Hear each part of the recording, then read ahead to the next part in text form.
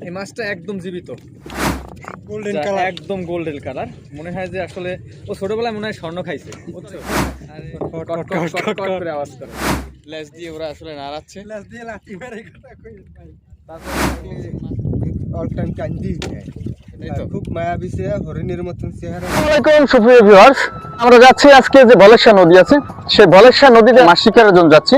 জালটা দেখতে পাচ্ছেন, জালটা কিন্তু পোয়া মাছের জাল, যেটা আমরা পোমা মাছ বলে থাকি। তারা যে মাছ ধরে তাদের ভাষায় কিন্তু এটা আসলে পোয়া মাছ। চলছি পোয়া মাছ শিকারে।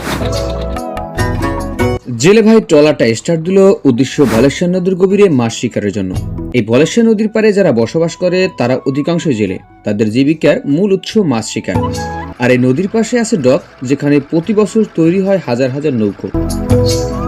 এই নদী হলো তাদের কাছে টাকার ব্যাংক। সিডার, আইলা, আমপানের মতো ভয়াবহ বন্যা মোকাবেলা করতে হয় প্রতি বছর। সিডারের ভয়াবহ ধ্বংসলীলা দেখেছে সারা বিশ্ব। আমরা স্রোতের প্রতিকূলে বেড়িবাঁধের পাশ দিয়ে ট্রলার চালিয়ে যাচ্ছি। আর এই বলেশ্বর নদীর বেড়িবাঁধে তৈরি হয়েছে রিভার ভিউ পার্ক। এখানে বিকেলবেলা মানুষের জনসমুদ্র তৈরি হয়। ট্রলারটা ঘুরিয়ে নদীর গভীরে রওনা। পানির ছলছল আওয়াজ আর নদীর মৃদু ঢেউ, আমার মনে হচ্ছে আমি দোলনায় বসে দোল খাচ্ছি। আসলে এটা একটা আমার জন্য নতুন অভিজ্ঞতা। কিছুক্ষণের মধ্যেই আমরা পৌঁছে গেলাম নদীর গভীরে, কিন্তু এখনো জাল ফেলার সময় হয়নি, তাই তো কিছু সময় অপেক্ষার পালা।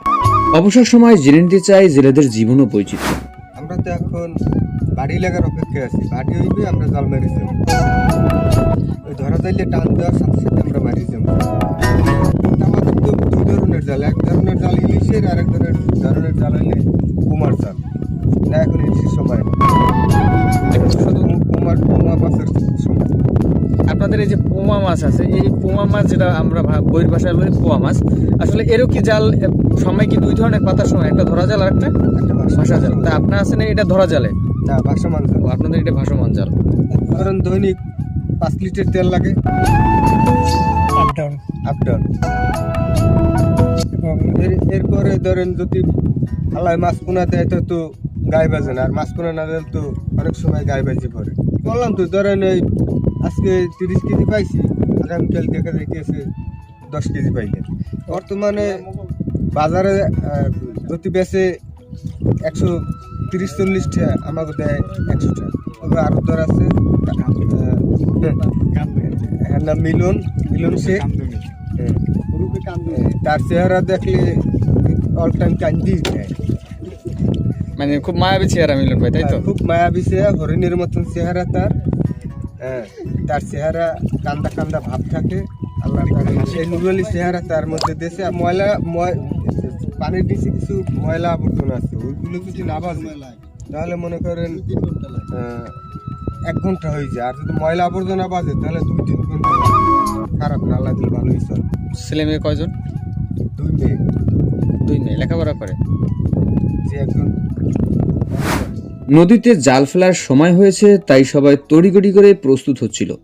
জুয়েল ভাই নদীতে জাল ফেলানো শুরু করে দিয়েছে। জুয়েল ভাইয়ের জাল ফেলানোর অভিজ্ঞতা দেখে আমি আসলেই অভিভূত। এই জালটা কিন্তু তিনি একাই ফেলাবেন, আর আমরা হয়তো জানি না আসলে কতজন লাগতো, কারণ তারা এই বিষয়ে কিন্তু তারা এক্সপার্ট। না, কোনো সমস্যা নাই, মূলত জালটা ফালাইতে 3 জন লোকই লাগে। আমরা মানে এখন ওই যে গ্রাফি জাল পাতে ওর জন্য মানে আস্তে আস্তে ফালাইতেছি একাই। পিছনে 1 জন আর 2 জনে জাল ফালান লাগে। তো মানে আমার গোজালি মাছ বেশি হয়, ও গোজালে একটা ছাতা বাজে। কালকে পাইছি আমরা 15 কেজি, এর আগে আবার 2 দিন আরো মাছ বেশি হয়েছে, 30-35 কেজির মতন। সত্যিকারে তিনি 3 জনের কাজ একাই করছেন, যা তিনি অকপটে স্বীকার করেছেন।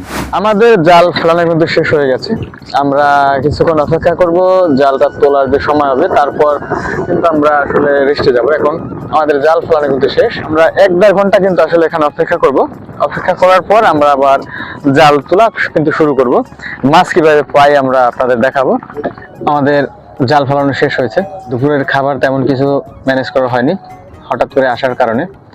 আমরা কলা রুটি খাচ্ছি। ওই আমাদের মাঝি ভাই পিছনে, আর এই পাশে এক ভাই আছে। আমরা আসলে মোট 4 জন আজকে এখানে এসেছি। রেস্ট করার পরে কিন্তু আমরা জাল তোলা শুরু করব। আমাদের জেলে ভাই জাল তুলবে আর আমরা উপভোগ করব, এবং যদি আমাদের হেল্প প্রয়োজন হয় তাহলে করব, না হলে তো তাদের সামনে। বিকেল গড়িয়ে কিন্তু সন্ধ্যা চলে এসেছে। আর আমাদের জেলে ভাইরা সহ আমরা আসলে এখন জাল তোলা শুরু করেছি। জলজ প্রাণীর সেই শ্যাওলাগুলো দেখা যাচ্ছে এবং সাথে কিন্তু মাছও দেখা যাচ্ছে দু একটা করে। আর মাছগুলো এখনো জীবিত, মাছগুলো এখনো মারা যায়নি। আমরা আপনাদের দেখানোর চেষ্টা করব যে মাছগুলো জীবিত আছে এবং মাছগুলো কিন্তু সাথে কিন্তু হাত পা তো নাই ওদের, লেজ দিয়ে ওরা আসলে নাড়াচ্ছে। লাস্ট দিয়ে লাঠি মেরে কথা কইছে ভাই। তারপর ভাই বলছে মাছ নাকি আবার ডাকেও। এই যে একটা মাছ পাওয়া গেছে, দেখি মাছটা ডাকে কিনে। আমরা আপনাদের মাছের ডাক শোনানোর চেষ্টা করব।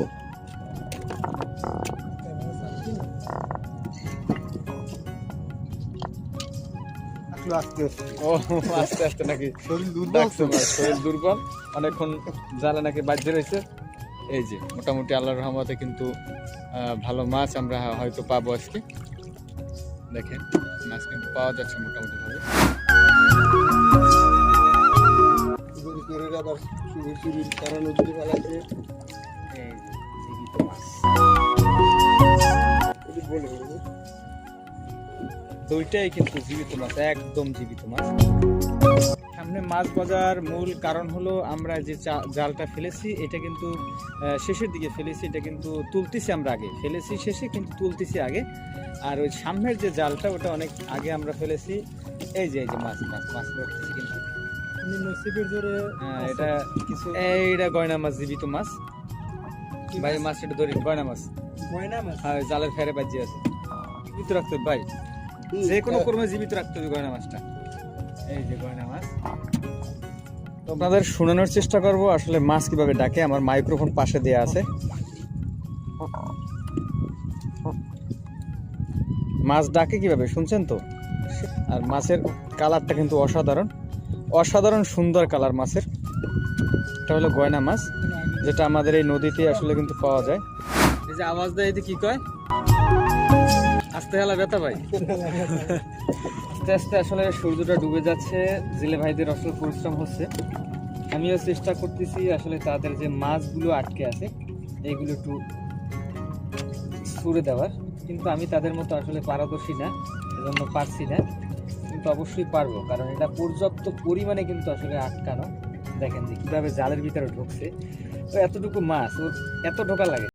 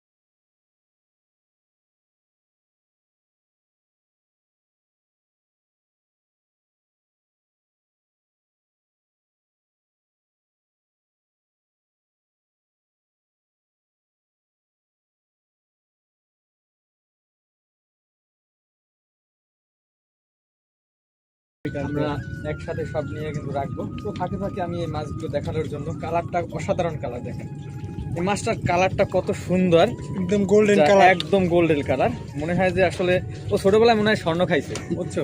আর এই না হইলে নদীতে কেউ ওই স্বর্ণ টর্ণ পড়ছে, ও খাইছে এই জন্য একদম স্বর্ণ নদী ফেলাইছে এই যে। এগুলো খাইছে স্বর্ণর মতো, একদম স্বর্ণ। দেখেন সেই একদম সেই স্বর্ণের একটা মতো কালার। অসাধারণ একটা মাছ। এই মাছটা একদম জীবিত। গেছিল। ভাই ভাই গেছে লাইটা। একদম জীবিত মাছ, দেখেন ও জালেও বাজে না, হয়তো অন্য দিক দিয়ে আসছিল। দেখেন একদম জীবিত একটা মাছ, একদম জীবিত। ওরে মনে হয় আমাদের পুকুরে নিয়ে ফেলাইলে মনে হয় জীবিত থাকবে। দেখেন আর আওয়াজ করে কি, কট কট কট কট করে আওয়াজ করে। এই একটাই, এটা সাইজটা একটু, ও এটাও তো বাইরে। হ্যাঁ দাও বাইরে, দেখতো ক্যানলা ভাই, একদম তাজা মাছ আসলে। ও কামড় দেয় দিয়া। কিন্তু আসলে ধরতে মজা। আর ওই মাছটা তো চলে গেছিলই মনে হয়, সাইজটা কিন্তু খুব বেটার। আওয়াজ করে কি, কট কট। ছেলে ভাইদের সাথে মিশে গেলাম জোরে টান না জোরে টান না প্রথমবারের মতো, খুব মজা পাইতেছি আসলে। যে মাছ ধরাটা মজাটাই আলাদা। আমি কিন্তু একটু হয়তো দেখতে দেখতে আমি শিখে গেছি, তাই আমি জাল তুলতে সক্ষম হচ্ছি। জেলে ভাই আমার একটু সুযোগ দিতে, হয়তো পরবর্তীতে চাইতে বেশি সুযোগ হইতে পারে। তো আসলে জালটা তুলতেছি, ভাই পাশে দাঁড়িয়ে দাঁড়িয়ে দেখছে। আমি মজা পাচ্ছি কিন্তু প্রচুর কষ্ট আছে, কারণ জালটায় যে পরিমাণে পানি বাঁচতেছে যে আমার মনে হয় যে আমি হাতে খুব ব্যথা পাচ্ছি, কিন্তু তারপর মজাও পাচ্ছি, কারণ যেহেতু হাতে জীবিত মাছ ধরতে পারছি। পিছনে বাজিয়ে গেছে ভাই, আর কোনো জাল দেখছেন নদীতেও কত সমস্যা আছে। অন্য একজনের জাল এসে জালের সাথে বাজছে, এখন জালটা আসতেছে না, তো আমি আসলে পারছি না। তো ভাই আবার দিলাম যে ভাই আমি আসলে ব্যাগে চলে যাচ্ছি। আসলে ভিডিওটা এই পর্যন্তই, আমরা আর কন্টিনিউ করতে পারছি না, যেহেতু রাত্র ঘনিয়ে আসছে। কিছুক্ষণ পরে সন্ধ্যা নেমে যাবে, গুড়গুড়ে অন্ধকার হবে।